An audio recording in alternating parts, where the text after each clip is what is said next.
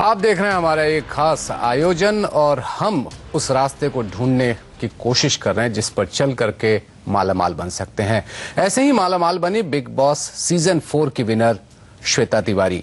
इन्हें मिले 1 करोड़ रुपए। ये 1 करोड़ रुपए 5 गुना कैसे हो सकते हैं, इसके लिए हमने एक फाइनेंशियल प्लानर के साथ मिलकर के उनकी फाइनेंशियल प्लानिंग की। आइए देखें क्या कहते हैं वो।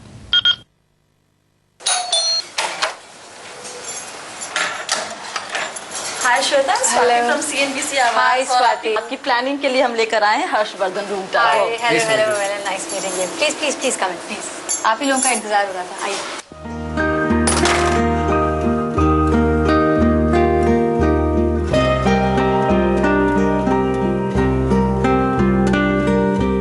श्वेता, आप क्या करती है सब जानते हैं, लेकिन हम ये जानना चाहेंगे पहले आपसे कि आपके घर में कौन कौन है और आपकी रिस्पॉन्सिबिलिटीज बेसिकली क्या क्या है। मेरे घर में मम्मी पापा हैं, मेरा भाई है जो MBA कर रहा है लंदन में, और मेरी बेटी है। देखिए, मैं फैमिली में एक ही अर्निंग मेंबर हूँ और रिस्पॉन्सिबिलिटीज ऑफ कोर्स बहुत बड़ी हैं। देखा जाए तो बच्चों की पढ़ाई, जो कि मेरे भाई और इसकी पढ़ाई, और साथ में मम्मी पापा के लुक आफ्टर करना। अभी तक आपने, अगर हम सेविंग और इन्वेस्टमेंट दोनों को देखें, तो आपने क्या किया है? सेविंग की तरफ फोकस रखा हुआ है या फिर इन्वेस्टमेंट में थोड़ा बहुत है? देखिए, जहाँ की इन्वेस्टमेंट्स की बात है, मैं थोड़ा डरती हूँ इन्वेस्टमेंट से, तो मैं ज़्यादातर सेविंग की तरफ जाती हूँ, क्योंकि अभी मैं यहाँ पर पिछले 10 सालों से काम कर रही हूँ। लेकिन इन 10 सालों में हर साल या हर महीना ऐसा लगता है कि पता नहीं अगले महीने काम हो ना हो, अगले साल काम हो ना हो।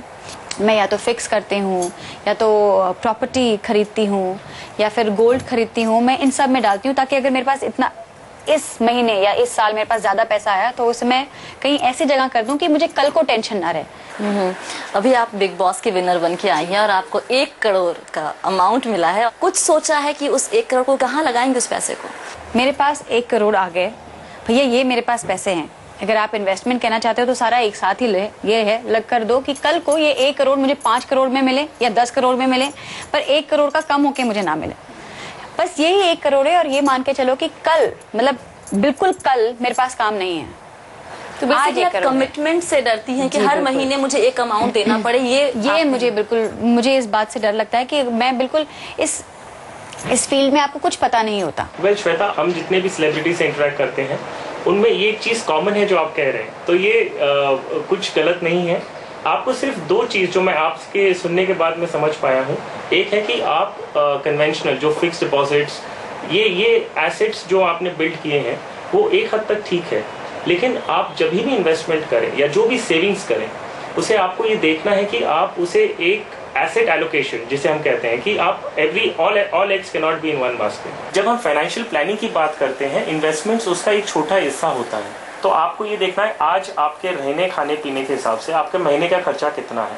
कोई भी अगर इंसान बॉम्बे में रह रहा है, उसके महीने का खर्चा एक एवरेज, अगर हम एक अपर मिडिल क्लास फैमिली का भी लेते हैं तो उसका करीबन 50 to 60,000 रुपीज अ मंथ होता है। बट अगर आप हमारे जैसे किसी का लेते हैं जिनके लोन्स भरने होते हैं, कार ले लिया तो किसी का 15,000 जा रहा है, या दूसरा घर ले रहे, 3-4 घर समझो घर हैं, तो हर किसी के अगर 25, 50, 60, 70 जा रहे हैं तो 3 से 4 लाख तो आपके चले गए EMIs में। ठीक है, उसके बाद आते हैं फोन बिल्स। That's right. जब हम अगर देखते हैं, जब हम फाइनेंशियल प्लानिंग की बात कर रहे हैं, उसमें ये देख रहे हैं हम, जब आप आउटफ्लो आपका हो रहा है तो वो एक है लोन्स रीपेमेंट, एक है डे टू डे लिविंग, और तीसरा है डिस्क्रिशनरी एक्सपेंसेस जो हम बोलते हैं, जो है कि आप अभी आपने कर लिया क्योंकि आपके वो सुविधा थी, करेक्ट। जो तो हम ये देख रहे हैं, जब हम इन्वेस्टमेंट पर्सपेक्टिव से देखते हैं कि आप आज एक कॉर्पस बनाते हैं, आप एक सेविंग्स बनाते हैं, उसका पर्पस क्या होता है कि आगे जाके जब मेरी कमाने की क्षमता शायद कम हो जाए तो मुझे ये डे टू डे एक्सपेंसेस जो हैं वो मेरा टेकन केयर ऑफ रहे, मतलब कि उनकी तकलीफ मुझे नहीं रहे। तो उस हिसाब से मेरे ख्याल से फिर महीने का 60, 70, 80 तक आना चाहिए, है ना? About 75,000 to 1 lakh rupees a month. Correct. हम एक ब्रॉड कैटेगरी ले लें, तो हम 20 इयर्स का टाइम होराइजन ले लें, या आपका हर महीने का अमाउंट हो जाएगा अबाउट 3,86,000 अ मंथ। आप मुझे बताइए कि अब मेरे पास 1 करोड़ है, अब इस 1 करोड़ को मैं कैसे इन्वेस्ट करूं कि अगर कल में मुझे ये अमाउंट भरना पड़ जाए, ये अगर मेरा मंथली एक्सपेंस ये हो जाए। अगेन, इन्वेस्टमेंट का मतलब ये नहीं कि हर साल या हर महीने मेरे को कुछ अमाउंट देने पड़ेंगे, मैं वो नहीं देना चाहती। वैसा आपको हर महीने देने की जरूरत भी नहीं है, अगर मैं शुरू करूं फिक्स डिपॉजिट से, आपका एसेट कितना फिक्स डिपॉजिट में होना चाहिए, आप एक देखिए आपके अगर टोटल इन्वेस्टमेंट जो एग्जिस्टिंग आपके फिक्स डिपॉजिट्स हैं प्लस ये 1 करोड़ का जो आप परसेंटेज फिक्स डिपॉजिट में एलोकेट करेंगे, should not be more than 30%। आपको एक परसेंटेज रफली अबाउट 50%, थोड़ा ज्यादा है, 50% आपको इक्विटी में डालना ही पड़ेगा। वाई? इक्विटी एक ही जरिया है जहां पे आपको डबल फिगर रिटर्न्स मिल सकते हैं। तो 20%, 30% आप fix deposit, 50% equity, 20% commodities, gold, silver. Shares की जहाँ तक हम बात करेंगे, शेयर्स तो ऑफ कोर्स बिकॉज ये बहुत रिस्क होता है, इसमें बहुत ज़्यादा रिस्क होता है कि आज आपने ले लिया, आज अगर आगे उसके रेट बढ़ गए तो बढ़ गए, आपके डबल ट्रिपल मिलते हैं, नहीं तो फिर बिल्कुल खत्म हो जाते हैं। मतलब ये भी मुझे रिस्की लगता है। आपका शेयर्स और रिस्क का क्या आपका बैकग्राउंड कुछ रहा है? मतलब नहीं, मेरे कोई रहा नहीं है, मैं बस सुनती आती हूँ, यहाँ वहाँ देखती आती हूँ, तो जब सुन के ही आप समझ लो तो उसको भुगत के समझने की जरूरत नहीं है। तो बेसिकली मैं अगर सुन लिया, मैंने देख लिया भैया यहाँ खतरा है, हो सकता है मेरे साथ ना हो पर हो सकता है हो, तो जब हो का खतरा है तो वहां जाओ क्यों, जब यहाँ पे सेफ चीज रखी हो। इनवर्स रिलेशनशिप है, टाइम जितना ज्यादा बढ़ता है रिस्क उतना कम होते रहता है। तो हम अगर 20 इयर्स की बात कर रहे हैं तो आपको रिस्क थोड़ा ये लेना ही पड़ेगा, क्योंकि अगर आप रिस्क नहीं लेते हैं तो आपका दूसरा रिस्क है कि आपका पैसा एक्चुअली नेगेटिव रिटर्न दे रहा है आपको। जो 50% आपने डिवाइड किया वो 50% मेरे समझ में आ गया कि 30% आप फिक्स कर दो, 20% आप गोल्ड खरीद लो या सिल्वर खरीद लो, जो भी कर लो, कि 50% जो ये रिस्की मामला है, इसके अलावा मुझे कुछ और बता दो। तो म्यूचुअल फंड्स के रास्ते जा सकते हैं। अच्छा, ओके। म्यूचुअल फंड्स क्या होते हैं? ये आपके और शेयर मार्केट के बीच की एक इंस्टीट्यूशन होती है, क्योंकि आपके पास वक्त नहीं है कि आप स्टॉक मार्केट ट्रैक कर सकें। हाँ, आप अपना पैसा म्यूचुअल फंड को दे देते हैं। तो उसमें रिस्क कितना होता है? उसमें रिस्क इतना है कि जो शेयर मार्केट का प्राइस रिस्क है वो पूरा ही रहेगा। सिर्फ इतना है कि उनका आप वो बैंक करते हैं कि उनकी प्रोफेशनल क्वालिफिकेशंस और उनकी एक्सपर्टीज पे बैंक करते हैं कि वो जब कंपनीज में इन्वेस्ट करेंगे वो अपनी रिसर्च करके इन्वेस्ट करेंगे। आप अपना पैसा म्यूचुअल फंड को देते हैं, आप उनसे कह सकते हैं, उनके पास अलग अलग स्कीम्स होती हैं कि उसमें जो आप पैसा दे रहे हैं वो पूरा शेयर्स में इन्वेस्ट होगा। उनमें दूसरी स्कीम्स होती हैं कि पूरा शेयर्स में नहीं होके उसमें आप परसेंटेज रहता है, जैसे 70% शेयर्स में होगा, 30% डेट में होगा, जो आपकी बॉन्ड मार्केट जिसे बोलते हैं। उनके पास ऐसी एक स्कीम्स होती हैं जिसमें 100% बॉन्ड्स में जाता है, जो बॉन्ड्स, कॉर्पोरेट डेट जो मार्केट है, जो पेपर्स हैं, उसमें इन्वेस्ट होता है। अब मैं एक चीज और आपको बताना चाहूंगा कि हम जब सजेस्ट कर रहे हैं कि आप इक्विटी में इन्वेस्ट करें तो आप एक साथ इक्विटी में इन्वेस्ट ना करें। इसका एक प्रोसेस है जिसे हम STP कहते हैं, सिस्टमैटिक ट्रांसफर प्लान। आज आपके पास लमसम है, आप ये पैसे म्यूचुअल फंड को दे दीजिए और उनसे कहिए कि ये एक डेट में प्रोडक्ट में रखेंगे, और आप उन्हीं को इंस्ट्रक्शंस दे दीजिए कि हर महीना एक पर्टिकुलर अमाउंट आप उसमें से निकाल के आप ऑटोमेटिकली शेयर्स में इन्वेस्ट कर दें। अच्छा, इसे कहते हैं ट्रांसफर।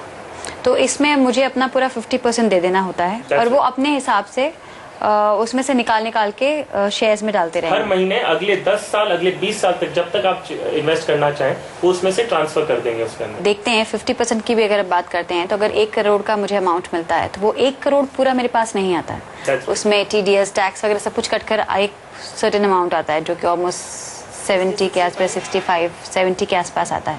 अब उसमें 30, 20 और 50 देखना है। That's right. तो उसके हिसाब से आप मुझे बताइए। तो ये 50% अमाउंट हो गया रफली अबाउट 35 लाख, जो हम इक्विटी की बात कर रहे हैं। हम 35 लाख जो मैंने जैसे आपको पहले भी बताया कि हम उसे डेट फंड में डालें और वहां से यही पैसा आपको नेक्स्ट 10 ईयर्स में ये इक्विटी में आए, ये एक साथ नहीं तो हर साल का करीबन 3.5 लाख रुपया आपका शेयर्स में इन्वेस्ट होगा। उसे हम एक ही स्कीम में ऑब्वियसली नहीं डालेंगे। म्यूचुअल फंड्स की बहुत सारी स्कीम्स होती हैं। एक होती है कि हम जो कंट्री की जो बेस्ट 100 कंपनीज हैं हम सिर्फ उसी में पैसे डालेंगे। अच्छा, तो आपको ये मालूम है कि आप शेयर्स में रिस्क ले रहे हैं, लेकिन आपका जो पैसे आप जो कंपनी के शेयर्स में इन्वेस्ट हो रहा है वो कंट्री की टॉप 100 कंपनीज में आती है। तो रिस्क ऑब्वियसली वो हिसाब से कंपनी का डिफॉल्ट रिस्क जो है, वाइंडिंग अप का जो रिस्क है वो ऑब्वियसली कम हो जाता है। तो हम उसमें लार्जर अमाउंट डालेंगे क्योंकि ये न्यू है इन्वेस्टमेंट्स के लिए। तो हम प्रेफर करेंगे कि इनके जो इन्वेस्टमेंट्स होंगे वो लार्ज कैप फंड्स में ज़्यादा रहें, डाइवर्सिफाइड, जिसमें जो उनसे थोड़ी छोटी कंपनीज में मिड कैप, जिसे हम कहते हैं मिड कैप और स्मॉल कैप। तो एक डाइवर्सिफाइड फंड होता है, वो फंड मैनेजर अपने मन से अपनी रिसर्च के हिसाब से खुद डिसीजन लेके वो across different sizes of the company में इन्वेस्ट कर सकते हैं, तो उसमें हमारा वेटेज अलग से रहेगा। फिर हम एक इंडेक्स फंड को चूज करेंगे। इंडेक्स फंड आप सेंसेक्स सुने होंगे, index Bombay stock exchange Sensex सुना होगा जी। वैसे ही हम एक दो फंड में आपके ये जो फंड है 35,000 पर मंथ, उसको स्प्लिट करके करीबन 4 या 5 फंड्स में सेग्रीगेट कर देंगे। तो आपका रिस्क जो है वो बाय एंड लार्ज एक डाइवर्सिफाइड रूप में आप मार्केट में एंटर कर रहे हैं। इसमें कितना वापस मिलेगा और कितना हो जाएगा? क्या 20 साल का जो 20 साल का हो लेके चल रहे हैं वो क्या उसमें 8 करोड़ हो जाएंगे?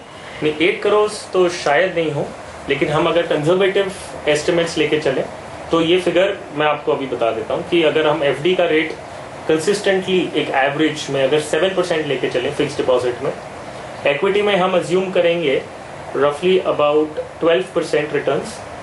कमोडिटीज में जो गोल्ड या सिल्वर की बात करें, लास्ट 2 इयर्स का एग्जांपल शायद सही नहीं हो, बट गोल्ड एंड जो कमोडिटी एज ए कमोडिटी है वो हेज अगेंस्ट इन्फ्लेशन है। तो हम अगर इन्फ्लेशन 7% ले रहे हैं तो अबाउट 7% आप गोल्ड में लेके चल सकते हैं। ये आपका 20 साल बाद this amount will be 77,40,000। This is only your fix deposit. Equity जो हम 35 lakhs की आपकी जो बात कर रहे हैं, ये अमाउंट हो जाएगा अबाउट 2.5 करोड़। ओके। और आपका जो 20% हमने कमोडिटीज में दिया है, ये आपका अमाउंट होता है 54 lakhs। तो टोटल कॉर्पस जो आप एंड में एक्सपेक्ट कर सकते हैं out of with this asset allocation, जो आपका 70 lakhs जो नेट ऑफ टैक्स आपका बिग बॉस का अमाउंट है, ये आपका बन जाएगा about 3.8 crore. Sole earning member है ये अपने घर की। श्वेता, आप बताइए, आपने इंश्योरेंस के नाम पर अभी तक कुछ भी term policy, ULIP, endowment, money bag, ये कुछ टर्म्स फेमिलियर है? आप इनसे कभी कुछ किया? हाँ, मैंने सुना तो है। अब मेरी माँ, my mother is too good in all these things, so she is the one who keeps doing, she is the one who is actually into it.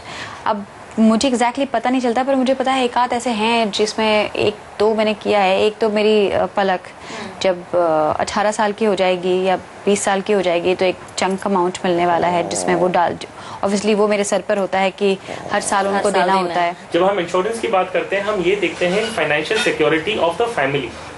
आपने जैसे कहा कि आप एक sole earning member of the family हैं, हम ये जानते हैं कि death is certain, time is uncertain. आपको एडिशनली रफली अबाउट 2 करोड़ का टर्म इंश्योरेंस आपको लेना चाहिए। आपको हर साल प्रीमियम नहीं भरना है, तो उसमें सिंगल प्रीमियम ऑप्शंस भी होते हैं कि आप एक साथ उनको पैसा दे दीजिए।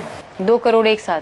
नहीं, 2 करोड़ का कवर है आपका। कवर है, अच्छा। जिसमें इंश्योरेंस कवर जो है वो आपका 2 करोड़ का है। हाँ। प्रीमियम आपका हर साल का, अगर हम साल की बात करें, हाँ, तो रफली अबाउट वो 40,000 के करीब रफली अबाउट सालाना पेमेंट होता है। ओके। अगर आप बोलते हैं मुझे अगले 20 इयर्स के लिए कवर चाहिए, तो आपका 1 सिंगल प्रीमियम पेमेंट में आप अपना कवरेज ले सकते हैं और आपका कवर 20 इयर्स तक रहेगा उसमें। ये मुझे बहुत इंटरेस्टिंग लग रहा है। मुझे लग रहा है कि हाँ, बिकॉज अगर मैं ही हूँ, मेरी बेटी इतनी छोटी है और कुछ लाइफ में पता नहीं होता, तो कल नहीं रहूँ, तो I think this is really good.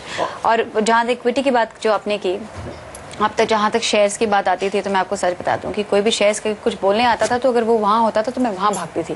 पर अगर आप कह रहे हैं कि मुझे एक सर्टेन अमाउंट वहाँ डाल देना है जिसमें वो करते रहेंगे, जहाँ रिस्क जरूर है लेकिन फायदे बहुत ज्यादा हैं, तो अच्छा एक बार फिर रिस्क लेके भी लाइफ कमिटमेंट भी आपको अब नहीं दिख रही है, एटलीस्ट आप एक बार डाल के आराम से बैठ गए, मुझे इसकी तरह सोते रहना है बिना किसी कमिटमेंट के, तो बिल्कुल आई विल डेफिनेटली ट्राई। मेरे ख्याल से हाँ, मुझे it's making sense of course. तो बस उसके लिए आप लोगों का मैं बहुत बहुत शुक्रिया अदा करना चाहती हूँ। Thank you so much. Thank you Harsh. Thank you. In fact जब हमने श्वेता के साथ प्लानिंग की, तो उस दिन श्वेता के साथ हमें भी समझ में आया कि प्लानिंग कितनी जरूरी है और प्लानिंग के जरिए एक छोटी सी रकम कितनी बड़ी रकम में बदल सकती है।